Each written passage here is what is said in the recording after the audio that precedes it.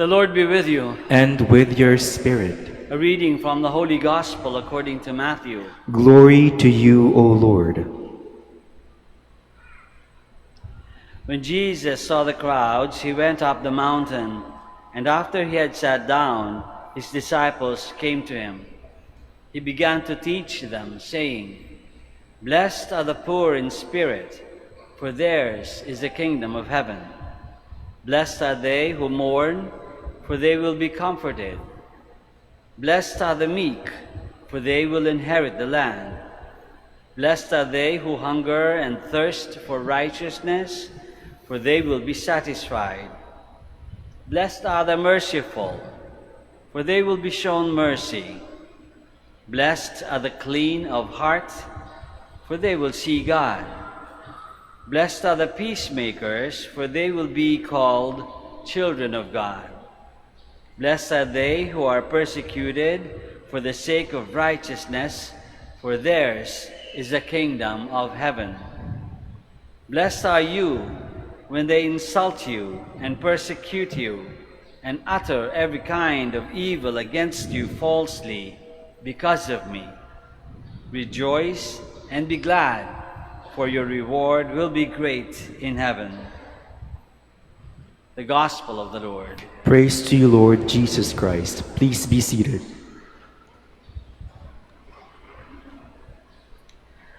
Magandang umaga po ulit sa inyong lahat, and welcome to the Minor Basilica of Our Lady of the Rosary of Manaoag. If I were to ask you today, kung tatanungin ko kayo, paano ba kayo na-bless? Ano ba ang blessing sa mga natanggap ninyo? Marami tayong mga may sasuggest, marami tayong masasabi, isasagot, no? Na blessing natin. Nakagising tayo ngayong araw, hindi tayo nawala kagabi. Nagising pa rin tayo. We have another day to live. One more day. Gumising tayo, maayos. Nakarating kayo dito. Saan man kayo nanggaling, mayroon siguro sa atin dito nanggaling hindi lang sa Manaoag, kundi nanggaling sa Manila, sa Pampanga, kung saan pang mga lugar. Nakarating kayo.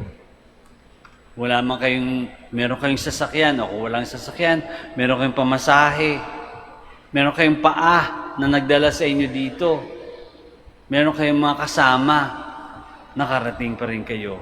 Nakarating kayo na merong healthy ang inyong pag-iisip, ang inyong puso, ang inyong katawan, more or less healthy, kahit na meron siguro yung ibang may konting sakit, pero nakarating pa rin. Buhay pa rin. Blessing. Yung blessing, siguro ang isasabihin natin. We're still able to, not only to walk around, to wake up, but we're also able to eat and drink. Nakakaisip pa rin tayo. Nakakatawa pa tayo, naiiyak tayo kasi nakakapag-isip. Gumagana pa yung isip at puso. We are blessed.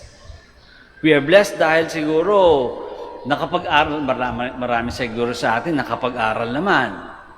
Elementary, high school at least. Iba siguro college, iba siguro sa atin mga doktor, mga engineer, mga lawyers, and so on, no? Nakapaganda tayo sa buhay and we have landed a good job with a good salary. Nagkaroon tayo ng maayos na pamilya, maayos na asawa, maayos na mga anak. We have been very, very blessed. Araw-araw isipin na maggagawa tayong litany ng mga blessings natin. Siguro ang haba niyan kung talagang pag-iisipan natin. Pero isa din ang masisiguro ko, na kung sa tinanong ko na ano yung blessing na tinanggap natin, wala sa atin kahit isa siguro magsasabi na ang blessing natin ay because we are poor in spirit. Meron bang nag-isip sa atin, blessed tayo kasi tayo naghihikahos?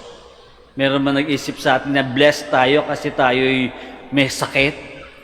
Blessed tayo dahil tayo may lagi masakit ang ulo, masakit ang ngipin. Blessed tayo dahil kulang tayo sa pera. Blessed tayo dahil wala tayong trabaho. Blessed tayo dahil hindi tayo makagalaw. Wala tayong capacity. Wala siguro, ano? Wala siguro. Madalas ang blessings natin ay yun ang magaganda. At siguro yun din ang sinasabi sa atin ng ating gospel today. Kasi titignan natin bawat isa dito sa Beatitudes, being poor in spirit, those who are mourning, those who meek, those who hunger and thirst for righteousness. Kung isipin natin bawat isa na ito, ang common quality, common character ng mga Beatitudes na yan ay detachment.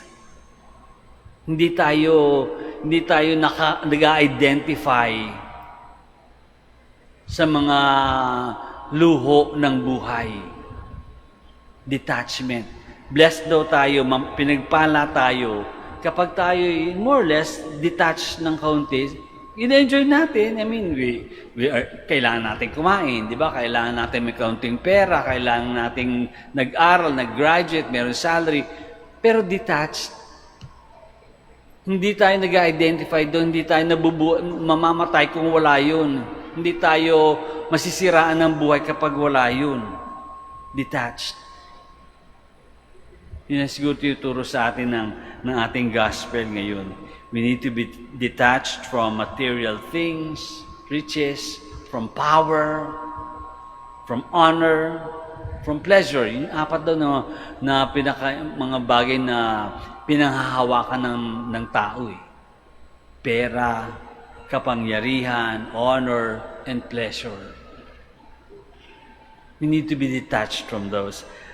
And being detached from those, we also need to recognize blessing, not only the good ones, not only those that are enjoyable or desirable blessings, but we need to also recognize blessings that are masked in pain and suffering.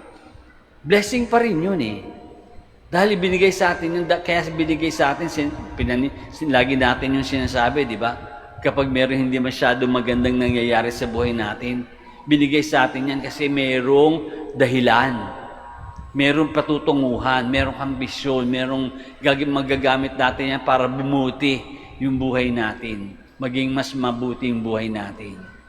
So those are the unpleasant things in life can still be considered, be recognized as blessings, masked, nakamaskara ng pain and suffering. Pero blessed pain, in short, ang tawag natin yan sa English is blessing in disguise. No?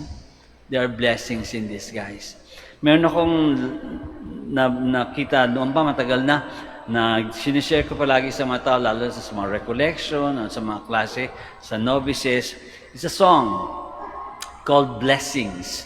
Ayaw ko na narinig niyo na, siguro iba sa inyo narinig na. It's maganda, napakaganda ng lyrics. Pati yung tono actually, hindi ko kakantahin para sa inyo. I will spare you. Pero, it's maganda. Kung gusto niyo, you might wanna search it later on. It's called Blessings. And ang kumanta ay si Laura Story, by Laura Story. Ito yung some of the lyrics that have struck me, na sinasabi, that speaks of what we are saying today in the gospel. Sabi niya, what if your blessings come through raindrops? What if your healing comes through tears? What if 1,000 sleepless nights are what it takes to know you're near? And what if trials of this life are your mercies in disguise?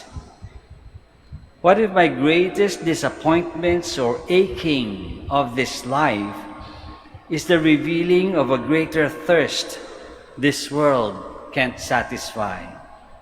And what if the trials of this life, the rain, the storms, the hardest nights, are your mercies in disguise? Diba? Ganda na ang blessing natin hindi lang yung masasarap, hindi lang yung magaganda.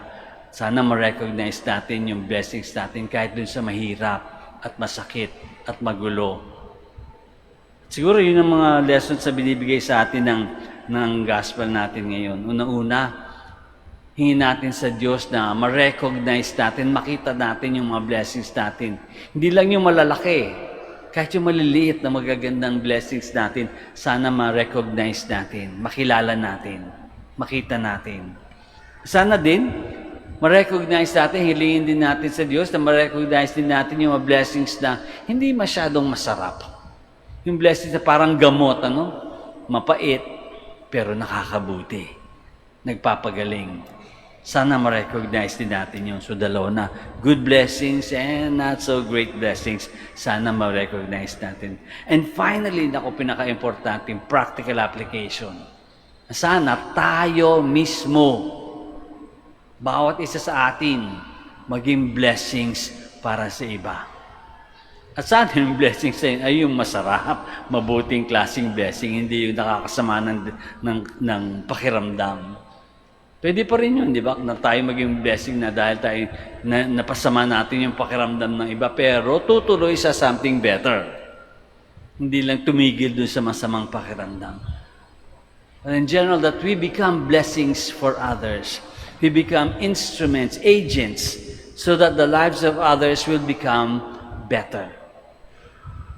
We pray to God. We ask the Blessed Mother that we be blessings to one another. Let us